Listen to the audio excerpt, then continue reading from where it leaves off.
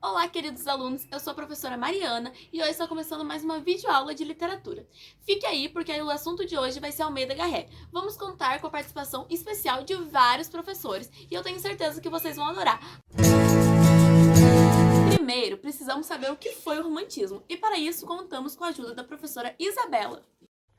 Oi, gente, sou a professora Isabela Zóboli e como nós estamos vendo sobre o Almeida, é muito importante a gente saber o que foi o romantismo. Surgiu no século XVIII e foi uma vertente social que iniciou na Europa, mais precisamente na Alemanha, Inglaterra e França. E consistia principalmente em ir contra os valores racionais do neoclassicismo. Olá, gente. Eu sou o professor Murilo Araújo e, como a Isabela disse, o romantismo surgiu na Europa durante um período que estava ocorrendo muitas mudanças no continente, tanto econômicas quanto sociais. A Revolução Industrial e a Francesa contribuíram muito para esse movimento artístico, trazendo novos valores para os burgueses daquela época. Oi, gente. Eu sou a professora Maria Gabriela e, pelo que eu entendi, a gente está falando sobre o contexto histórico do romantismo. Para completar o que os outros professores já falaram aqui, é importante a gente saber que, além da revolução que estava acontecendo na Europa, eles também estavam passando por um processo de declínio do absolutismo. Ele estava sendo substituído pelo liberalismo econômico, e isso é um ponto muito importante para o contexto geral que o romantismo surgiu lá na Europa. Olá, eu sou a Júlia Caroline e para completarmos o que a Maria Gabriela disse, a Europa está vivendo a era napoleônica, que gerou muitas mudanças no centro do poder econômico do continente. Em nível mundial, algumas colônias europeias na América conquistavam sua independência, marcando o início do declínio do colonialismo europeu. Nesse contexto, a independência do Brasil ocorreu em 1822, consequência da vinda da família real portuguesa para o Brasil em 1808, fugindo das tropas napoleônicas que invadiram Portugal. Com isso, houve a formação de um pequeno mercado leitor no Brasil, mas a gente ainda convivia com a escravidão, tinham poucas universidades no país e a taxa de alfabetização era muito baixa. No geral, novas ideologias políticas, econômicas e sociais foram ganhando mais visibilidade no mundo, com pensamentos mais liberais, fazendo com que a razão sobreponha a emoção. Mas com o romantismo, criou-se uma nova forma de pensar, mudando isso. Sim, exatamente. O comportamento romântico, ele é baseado no sonho, na emoção e principalmente na subjetividade. E vai muito além do que podemos imaginar. Ele procura desvendar o que estão sentindo, idealizar um mundo melhor e usa do sentimentalismo, coisa que é totalmente o oposto do que era no classicismo. Portugal foi um grande exemplo dos acontecimentos que marcaram a Europa no século XVIII. Com ele veio Almeida Garré, com sua obra publicada em 1825. Considerado uma das primeiras obras do romantismo. Continha características próprias do espírito romântico. Bom, agora que a gente chegou no nosso foco, que é Almeida Garré, ele foi um autor muito importante, ele participou da primeira geração do romantismo e foi essa geração que praticamente implantou o romantismo em Portugal. Ele produziu a considerada primeira obra do romantismo e ela tinha muitas características do neoclassicismo, que tinha acabado de acabar em Portugal, por isso que tinha muitas características. Outro autor que também estava nessa geração do romantismo, que é a primeira, e que também foi muito importante, foi Alexandre Herculano. Almeida Garré também escreveu novelas como O Arco de Santana, poesias, fez teatro, o que aproximou e fez ele entrar em contato com Shakespeare. Ele cultivou a oratória parlamentar, o pensamento doutrinário, jornalismo e prosa de ficção. Ele teve sua vida sentimental muito conturbada e fazia questão de demonstrar isso nas suas obras. Na poesia, ele fazia uso de características dos moldes clássicos. Morreu sem ter se tornado verdadeiramente romântico autêntico, já que não fazia uso do egocentrismo tão procurado pelos românticos, deixando sua fantasia somente para os teatros e a prosa de ficção. Bom, agora que já sabemos em que época do romantismo o Almeida estava, vamos falar um pouco sobre sua biografia, certo? Seu nome verdadeiro é João Batista da Silva Leitão Almeida Garré. Foi um grande poeta, dramaturgo e pensador português e ele foi um dos mais importantes escritores do romantismo português. Ele nasceu em Porto de Portugal, dia 4 de fevereiro de 1799 e faleceu em 1854 na cidade de Lisboa. Seus pais chamavam Antônio Bernardo da Silva Garrett e sua mãe, Ana Augusta de Almeida Leitão. Todos eles moravam juntos em Vila da Gaia. Porém, quando Garrett completou 10 anos, tiveram que se mudar para Açorões. com o intuito de fugir das navegações napoleônicas. Garré passou a sua adolescência inteira na Ilha Terceira. Desde pequeno, ele sempre mostrou muito interessado na literatura, na política, e por isso, quando foi no ano de 1816, ele ingressou no curso de Direito na Universidade de Coimbra, e a partir daí foi quando ele começou a escrever os poemas deles, que geralmente eram inspirados em características do arcadismo. Um exemplo desses poemas que ele escreveu foi o Lírico de João Mínimo. Em 1921, ele concluiu seu curso e entrou para o Ministério do Interior. Logo começou a fazer serviços públicos. Neste mesmo ano, ele publicou a obra O Retrato de Vênus, e essa obra falava sobre a pintura. Ela foi considerada uma ameaça moral, e com isso, ele foi processado e teve que responder a um processo judicial. Essa expulsão fez com que ele fosse para a França em 1824 e lá ele começou a trabalhar com comércio e começou a ser influenciado por Shakespeare. E a partir disso ele começou a escrever novos poemas com estilo romântico e foi aí que sua obra famosérrima Camões surgiu. Ele publicou Camões em 1825 e o tema principal era a vida de Luís Gage de Camões, compositor do poema famoso Os Lusíadas. Sua obra, apesar de ser considerada a primeira obra romântica, ainda tinha traços do arcadismo. Também foi publicado por ele Dona Branca. No ano seguinte, ele postou a obra A Conquista do Algarve. Essa obra ela foi tipo um estopim para o romantismo e esse estopim fez ele voltar para Portugal, já que o absolutismo lá tinha acabado. Aí quando foi 1828, o poder absoluto voltou com o reinado de Dom Miguel e aí isso fez ele ir para a Inglaterra de novo e depois ir para Porto. Essa foi uma fase muito importante, tanto para o romantismo quanto para Garré. Ele, junto com Alexandre Herculano, revolucionou a poesia romântica, tendo em vista princípios místicos, históricos e medievais.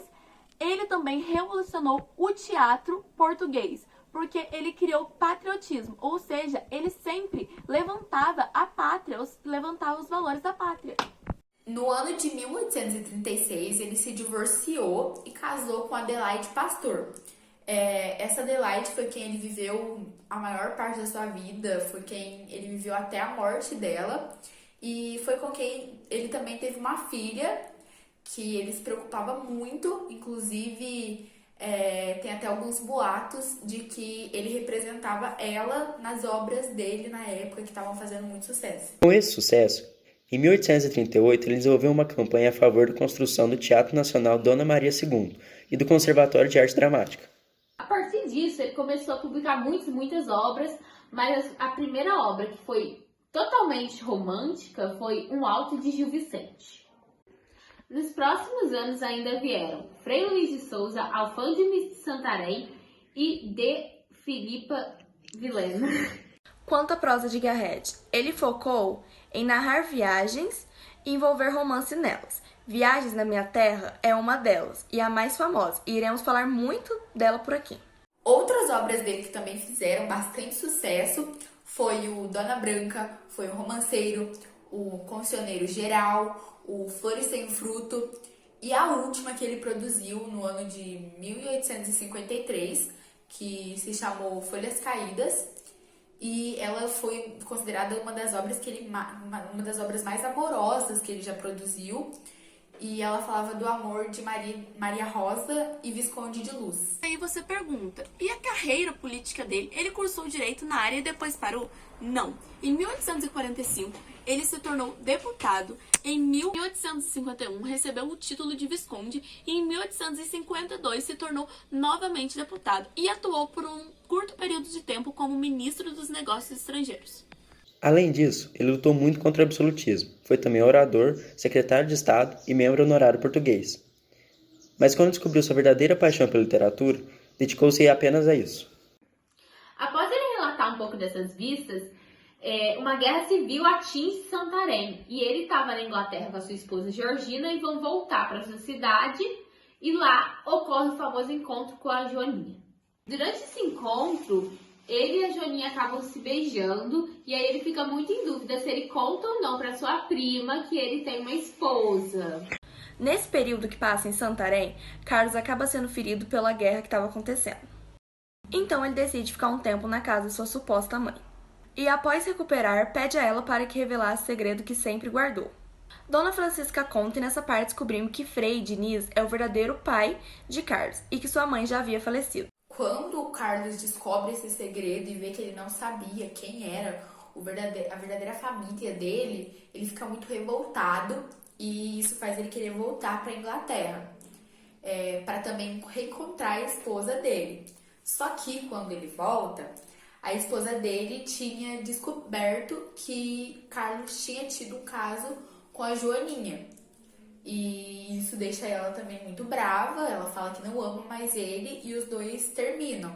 Carlos até tenta pedir desculpa pra ela, mas ela não aceita e os dois encerram o relacionamento. A parte final da história, quem narra é Frei Diniz, e ele conta que Carlos abandonou seus 2 amores e passou a focar na sua carreira política como barão, e logo em seguida desapareceu. Mas antes, ele deixou uma carta explicando para a Joaninha o porquê de ter abandonado seus amores e contando todos os amores da sua vida, e ele fala o porquê de não ter corrido atrás desses amores.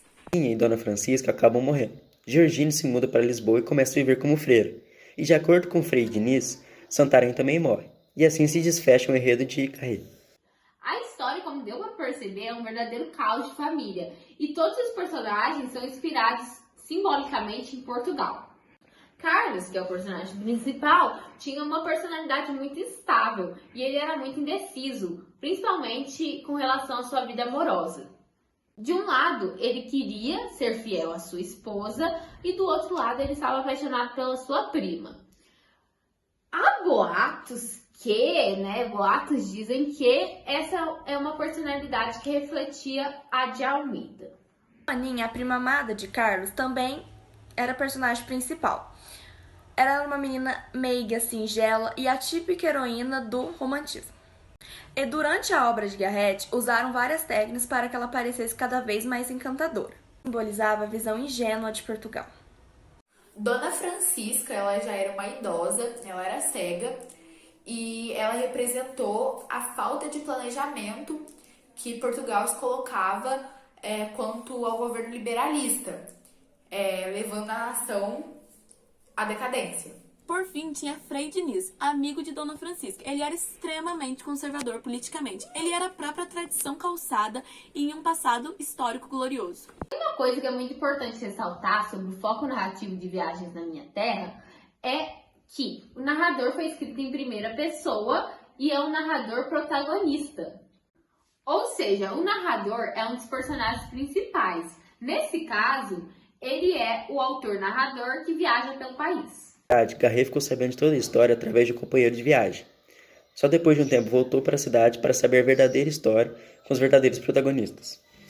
Quanto ao contexto histórico da obra, ele é mostrado por meio de digressões do narrador que causavam reflexões críticas sobre a história, cultura e política do país na época. Para começar, é evidente que o plano de fundo da obra se refere à Revolução Liberal, à monarquia em Portugal e o domínio religioso e várias outras coisas. Durante o livro, Almeida Garré faz várias críticas. No início do livro mesmo, ele já começa fazendo uma crítica que é sobre a sua admiração por Camões e pelos autores que vieram antes dele. E nisso ele se mostra muito indignado com os autores da sua época, porque, de acordo com ele, esses autores não são tão destemidos. E ele também critica a sociedade em que ele estava vivendo, ele critica a filosofia, a razão e muitas outras coisas. Outra coisa que ele diz na obra é que fazia muitas viagens mentais. Isso mostra que a sua obra é verdadeiramente uma reflexão de sua mente, com muito sentimentalismo, uma característica do romantismo. Falando sobre o romantismo, essa é uma das obras consideradas mais românticas, porque abordava várias características. Como, por exemplo, a religiosidade articulada pelo passado histórico de Portugal e a valorização do medievalismo e nativismo. Tem também a idealização da mulher, que no caso é a Joaninha, e a idealização da pátria.